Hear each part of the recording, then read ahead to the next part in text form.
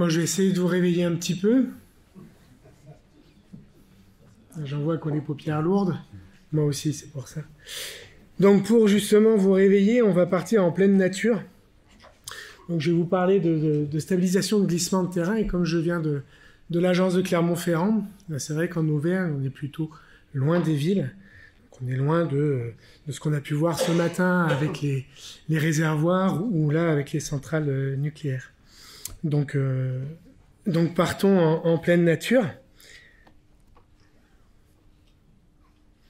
Donc dans quel contexte on se situe? Glissement de terrain, on peut avoir aussi des glissements de terrain en site urbain. Donc là, je recadrerai où je me situe. Quelles auscultations? Puisque ça, c'est l'intitulé de la présentation, apport de l'auscultation. Et puis, les optimisations, puisque le thème de la journée, ce sont les optimisations des ouvrages géotechniques. Donc là, on va les recaler sur les glissements de terrain. Donc, le contexte, la première chose à se poser comme question, c'est dans quel contexte on se situe. Est-ce qu'on est en contexte urbain ou rural? Moi, principalement, je travaille en rural. Je vous l'ai déjà dit. Après, c'est l'infrastructure sur laquelle on se situe. Est-ce que c'est justement un objet ponctuel, un réservoir, ou est-ce que c'est un objet linéaire, une autoroute, avec un gros trafic, ou une voie communale, où il y a beaucoup moins de trafic, ou une voie ferrée, où s'il y a un désordre, là, c'est beaucoup plus grave qu'une voie communale si elle est entamée que sur une demi-chaussée. Donc ça, j'insiste là-dessus, le contexte, parce que malheureusement, j'ai été appelé sur certaines problématiques où manifestement le bureau d'études oublie le contexte dans lequel il se trouve et applique ce qu'il a l'habitude de faire, peut-être avec des maîtres d'ouvrage justement en site urbain, à des maîtres d'ouvrage qui gèrent des voies rurales, routières, et du coup on se retrouve avec des dimensionnements de solutions de confortement de glissement de terrain qui sont inappropriés à un contexte beaucoup plus léger, entre guillemets. Une autre question à se poser, c'est est-ce qu'on est en phase chantier ou en phase exploitation? Ça, c'est aussi relativement important. C'est vrai qu'en phase chantier, j'illustrerai un petit peu plus tard, on peut peut-être prendre le temps de réfléchir si les délais sont pas trop contraints. En phase exploitation, selon le type de glissement de terrain, il y a urgence ou pas à intervenir. Ça aussi, il faut bien l'avoir en tête et se poser les bonnes questions pour adopter la bonne stratégie face à un glissement de terrain. Et puis, un dernier point que je voulais mettre en exergue, vous allez voir que j'enfonce beaucoup de portes ouvertes, mais c'est pour bien rappeler des messages qu'on a tendance des messages ou des valeurs qu'on a tendance à oublier. À force d'être confronté à certaines problématiques, on s'enferme dans un domaine et on oublie un peu les données connexes, et c'est un peu dommage. Donc c'est pour ça que je rappelle la culture du risque, parce que c'est vrai que quand on travaille, par exemple, dans mon cas, avec le conseil départemental du Cantal, effectivement, rural, culture du risque assez poussée, ils ont l'habitude de faire beaucoup avec peu, ou l'inverse, peu avec beaucoup, et du coup, ils attendent peut-être pas forcément la même prestation que la métropole de Lyon, avec un enjeu urbain beaucoup plus fort, et où tout impact a des conséquences beaucoup plus fortes. J'ai illustré par quelques photos. En haut à droite pour vous, pardon, c'est ma gauche. En haut à droite, c'est un glissement qui a eu lieu il n'y a pas si longtemps que ça à Bossé en Haute-Savoie, juste au-dessus de l'autoroute Genève-Chamonix, ou juste avant Genève d'ailleurs. Et on voit qu'il y a le lotissement qui est juste à côté. Là, l'enjeu, il n'est pas le même que sur la grande photo de gauche, où on voit se dessiner ici là, une grande surface de rupture. La route, elle est là. Bon, c'est une petite voirie départementale, mais qui doit recueillir 400 véhicules jour à tout casser, avec un contournement qui fait 7 km, mais pour des Cantalous, l'enjeu est moindre. C'est triste pour eux, mais l'enjeu est moindre, c'est évident. On parlait chantier, là c'est un glissement dont je reparlerai à la toute fin. Sur le Puy-en-Velay, on voit qu'on est en phase de travaux. Certes, il y a une maison derrière qui a dû être évacuée, mais c'est vrai que là, pour le coup, l'infrastructure qui est la RN 88, contournement sud du Puy-en-Velay maintenant, à l'époque, elle n'était pas circulée. Donc on a peut-être un petit peu plus de temps pour trouver la bonne solution sur ce glissement. Auscultation, Lors de l'échange téléphonique que j'ai eu avec Dominique Alagna, qui fait que je suis ici, on était parti d'abord sur optimisation, règles de calcul, j'en parlerai juste après. Et puis, quand j'ai vu après l'ordre, enfin le titre de la présentation, apport de l'auscultation, je me suis dit, mince, c'était pas ce dont j'avais prévu de parler. Donc, je me suis posé la question de qu'est-ce que c'est que l'auscultation. Dans ma tête, c'est plutôt les investigations quand on est sur un glissement de terrain. Donc, le terme auscultation m'avait interpellé. J'ai été sur le Larousse et c'est la définition 2 qui m'intéresse et que, pareil, je veux rappeler à tout à chacun. C'est une analyse et une étude attentive. C'est le terme attentive qui me plaît. Réalisée afin de repérer les causes d'un dysfonctionnement. Ça se place bien dans le cadre des glissements de terrain. Il y a un dysfonctionnement de l'objet géotechnique au pied duquel ou sur lequel passe une route. Principalement, je parle de route. Et donc, il faut faire une analyse et une étude attentive. Et donc, pas se précipiter sur le maître d'ouvrage me met la pression pour rouvrir la route au plus vite. Très bien, je réponds. Ok, si c'est sa commande première, rouvrir au plus vite, on va peut-être pas apporter les mêmes solutions que si on a le temps de, justement, investiguer correctement et comprendre correctement. Donc ça déborde du contexte, mais c'est vrai que la relation bureau d'études, maître d'ouvrage, il y a des moments où on nous demande de faire l'impossible. Faut que vous rouvriez la route dans 15 jours parce que c'est l'accès à la station de ski et que la route, elle peut pas rester fermée parce que les touristes, ils pourront pas aller skier. Là, vous avez 15 jours pour répondre. Dans le cas du Puy-en-Velay, on a pris beaucoup de retard, ça a coûté aussi un petit peu, mais on avait un petit peu plus de temps pour réfléchir à conforter le glissement du puits. Donc ça aussi, c'est bien à avoir en tête à chaque fois. Est-ce qu'il y a un contexte d'urgence ou pas? Et derrière, toujours avoir ce problème d'attention sur l'objet qu'on va traiter après. Donc les auscultations, donc je renomme un peu investigation. Je vais pas vous les passer en revue toutes. C'est tous les sondages classiques, pénétropression, on en a parlé, CISO, inclino, piézométrie, géophysique, les essais en labo, etc., etc. Par contre, sur les glissements de terrain, et ça on y a été confronté quelques fois, j'insiste, alors avec des petits dessins, passez-moi l'expression un petit peu simplée, mais c'est pas grave, faire du simple, c'est justement aussi optimiser, et bien re-ancrer les bases. Donc l'inclinométrie, je réinsiste là-dessus parce que malheureusement, on voit encore trop de résultats d'instrumentation qui oublient ça. C'est la mesure d'un angle à l'intérieur d'un tube qui a été déformé par le terrain. Donc c'est bien une mesure d'angle. Et le problème, c'est que dans les résultats que certains fournissent, on n'a que les déplacements. Et on n'a pas cette variation angulaire. J'espère que ça parle à tout le monde. Enfin, c'est évident que ça, c'est pas suffisant. J'ai besoin de ça à côté, la variation angulaire, pour vraiment pouvoir analyser attentivement la problématique. Donc là, le déplacement, il est assez évident. Il y a un compartiment supérieur qui translate sur un compartiment inférieur.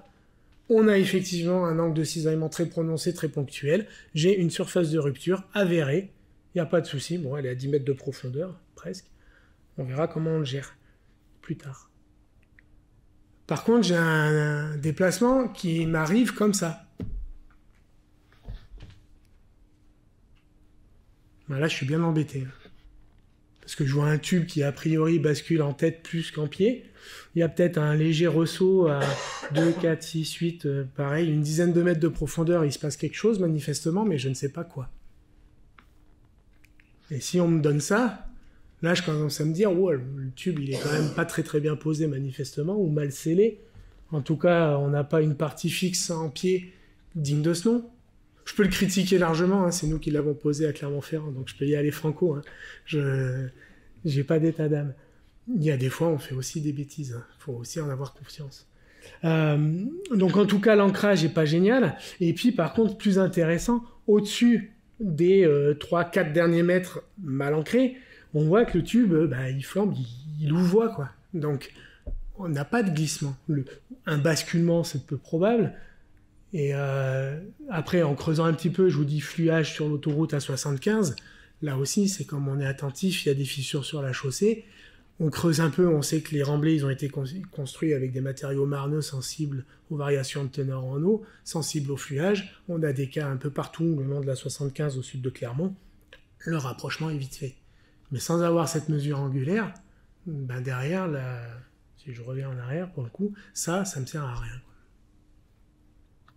Donc voilà, ça c'est l'optimisation, justement, pour moi, ben voilà, un premier exemple d'optimisation de l'étude d'un glissement de terrain, bien faire un suivi inclinométrique, quand on a le temps. Parce que c'est pareil, optimisation, inclinomètre, ça veut dire un certain temps pour le suivre.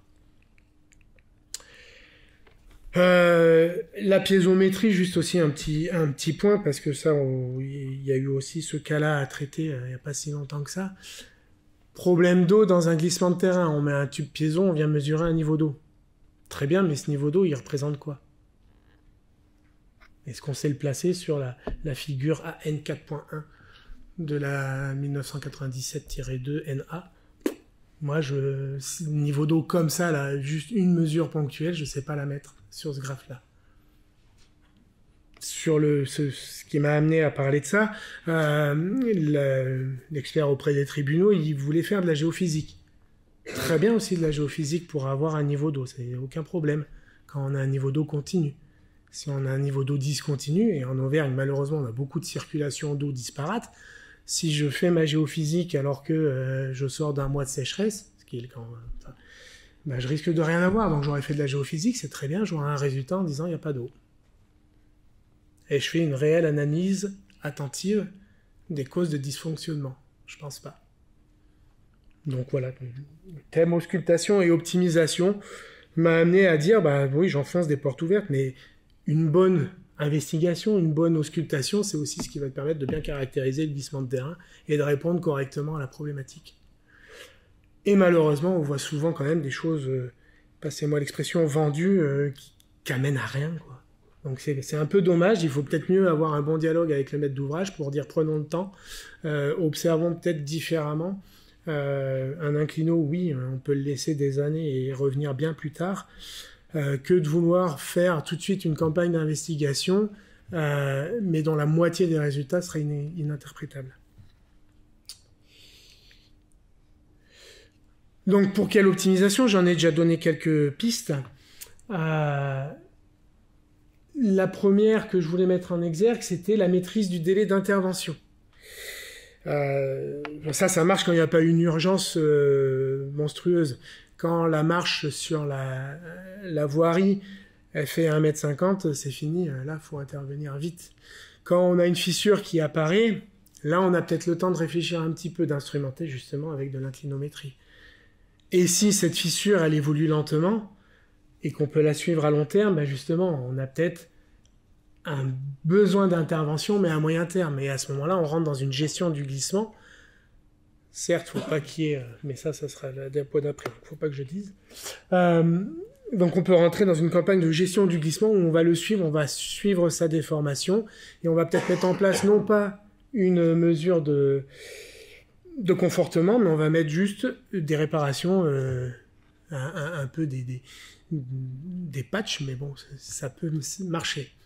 Un exemple qu'on suit, sur la RN 122 qui relie l'autoroute A75 à Aurillac, préfecture du Cantal quand même, il y a un glissement actif depuis plus de 20 ans, surface de glissement à 16 mètres de profondeur, en plein versant, donc conforter 16 mètres de versant, c'est un petit peu compliqué. On a des solutions, on peut en trouver. Maintenant, le maître d'ouvrage connaît ce glissement, c'est qu'une campagne de rechargement, enfin déchargement, rechargement, parce qu'au bout d'un moment, ça va faire une grosse bosse, tous les 5-6 ans, ça marche. Donc pour l'instant, on est sur le glissement vis-à-vis, et voilà. Pour ceux qui ont la chance d'aller dans les Alpes et dans le Briançonnais, et qui connaissent bien le col du Lautaret, c'est pareil. Il y a pléthore de glissements dans le col du Lautaret qui sont gérés juste par des reprises, des reprofilages de la chaussée. Parce que conforter des versants alpins, il y a des moments où on ne peut pas. Ensuite, l'optimisation, c'est des solutions de confortement simples. Il y a des moments, il ne faut pas se justement décliner les solutions qu'on a l'habitude de mettre en génie urbain, mais il faut peut-être revenir à des choses relativement plus triviales. Du drainage, tout bêtement. Après, il faut que le contexte s'y prête, bien évidemment. Là, je vous ai mis un exemple d'un glissement qui fait 13 hectares. Donc c'est quand même pas rien, un bon million de mètres cubes qui bouge. Si j'arrive à le montrer, ça, c'est un pont. Et le glissement, hop, c'est une patate comme ça.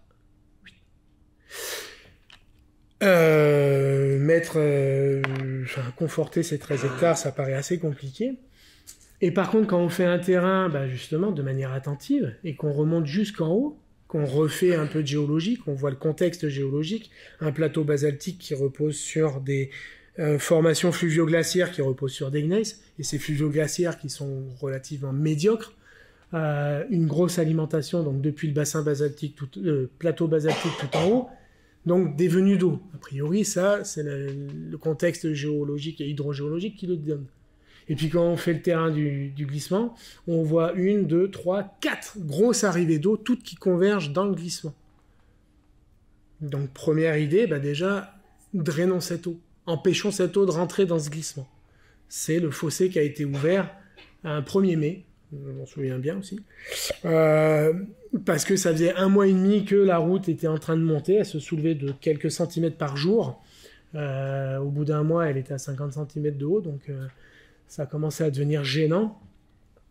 À partir du moment où le fossé a été ouvert, il y avait des inclinomètres dedans, bien sûr. À partir du moment où le fossé a été ouvert, en 1 semaine, le glissement s'est stabilisé. 1 semaine. Après, il n'y a pas de calcul derrière, il n'y a pas de coefficient de sécurité. Le coefficient de sécurité, il était de 1 quand ça bougeait. Il est de peut-être 1,03. N'empêche que la route se déformait plus. Et c'était pas compliqué, il fallait ouvrir 3 fossés.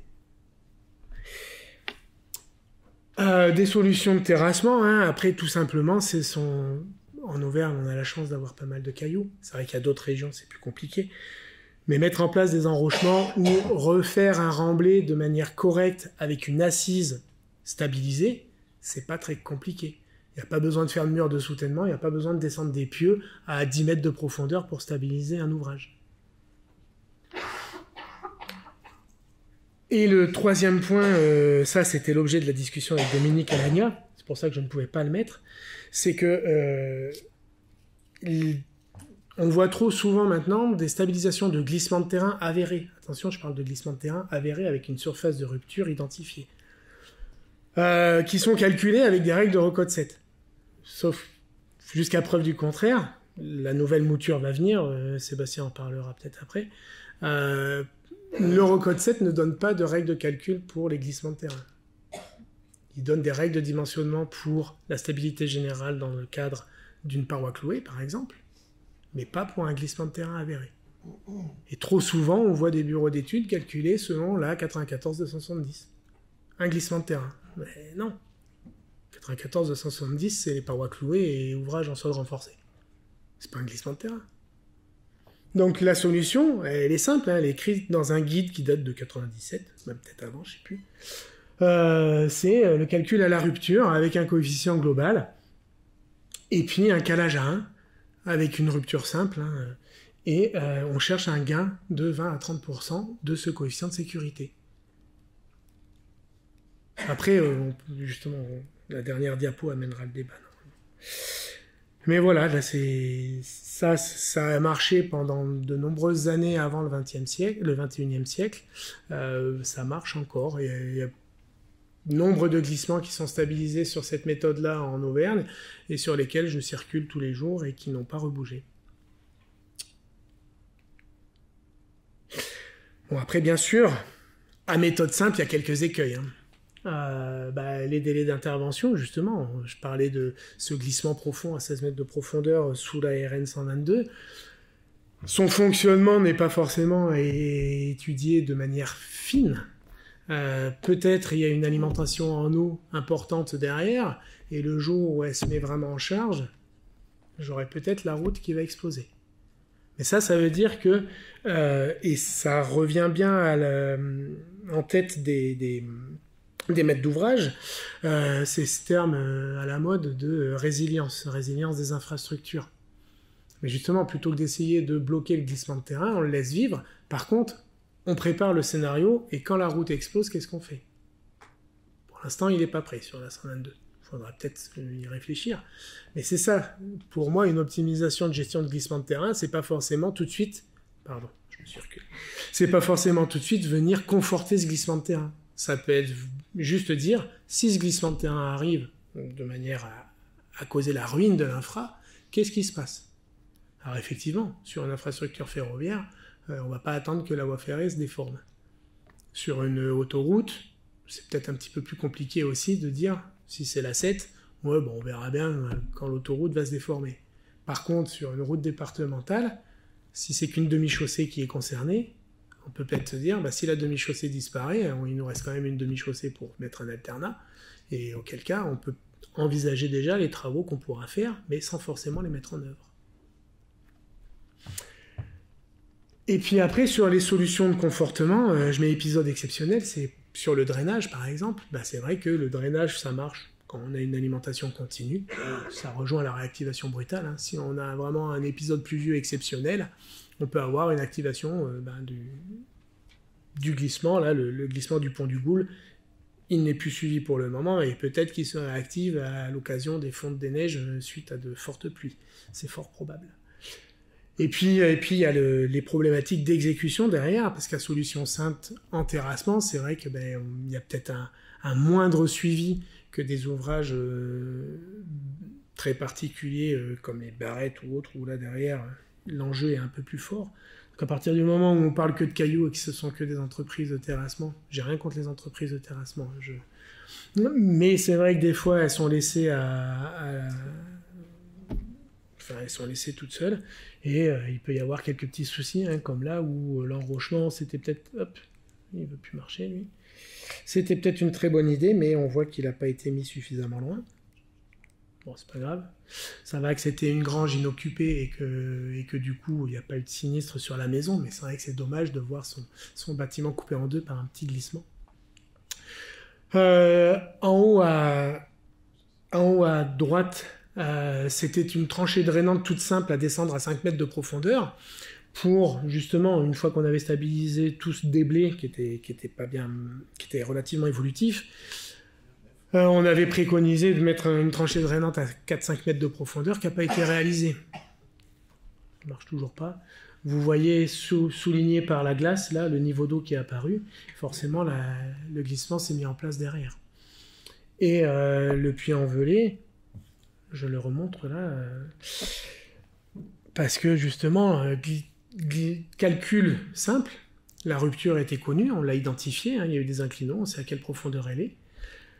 Les paramètres ont été recalés, on a mis en place un enrochement qui a bien tenu, très bien tenu d'ailleurs. Sauf quand on est venu finir la plateforme pour mettre en place la couche de forme. Et là, on est descendu ce niveau-là, là. On l'a redescendu de 80 cm, c'est pas grand-chose 80 cm. Mais on a libéré la butée de pied qui fait que l'enrochement était ancré. Parce que malheureusement, le toit des marnes ici, là, il fluctuait, et mauvais suivi de terrassement, il y a eu un moment, l'enrochement, il a été posé non pas dans ces marnes bleues, mais il a suivi la côte sans s'ancrer dans les marnes, et il est resté dans la partie beige qui est au-dessus. Donc quand on a enlevé cette partie beige, le masque a rebougé. Donc ça, c'est la solution en elle-même. Je la remets pas en cause, elle était bonne. Par contre, l'ancrage dans quelque chose de stable, ça, c'était pas bon. Et pour finir, donc la zone qui était bien humide là-haut, la tranchée drainante a été faite un an après. Ça fait 14 ans que ce déblai ne bouge plus. Juste avec une tranchée drainante qui n'avait pas été mise et qui a été mise a posteriori. Je crois que c'est bon. Je n'ai pas trop les bords.